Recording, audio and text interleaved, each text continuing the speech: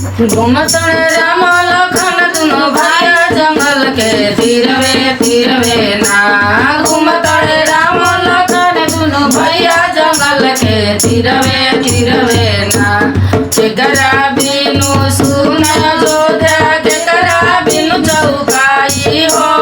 केकरा बिनु सुन जोधा केकरा बिनु चौपाई हो। केकरा बिनु सुन रसोईया केकरा बिनु सुन रसोईया के मोर भोजन बनैहे जंगल के तीरवे ना।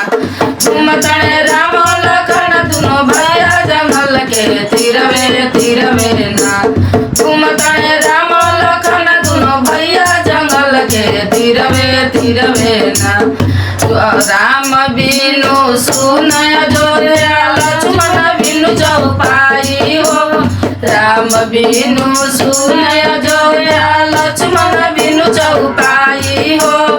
सीता बिनु सुन रसोईया सीता बिनु सुन रसोईया के मोर भोजन बनैहे जंगल के तीरवे ना। घूमतड़ राम लखन दुनो भैया जंगल के तीरवे ना। घूमतड़ राम लखन दुनो भैया जंगल के तीरवे ना। राम बिनु सुन जोधा लक्ष्मण बिनु चौपाई हो। राम बिनु सुन जोधा लक्ष्मण बिनु चौपाई हो। सीता बिनु सुन रसोईया सीता बिनु सुन रसोईया के मोर भोजन बनैहे जंगल के तीरवे ना। घूमतड़ राम लखन दुनो भैया जंगल के तीरवे ना।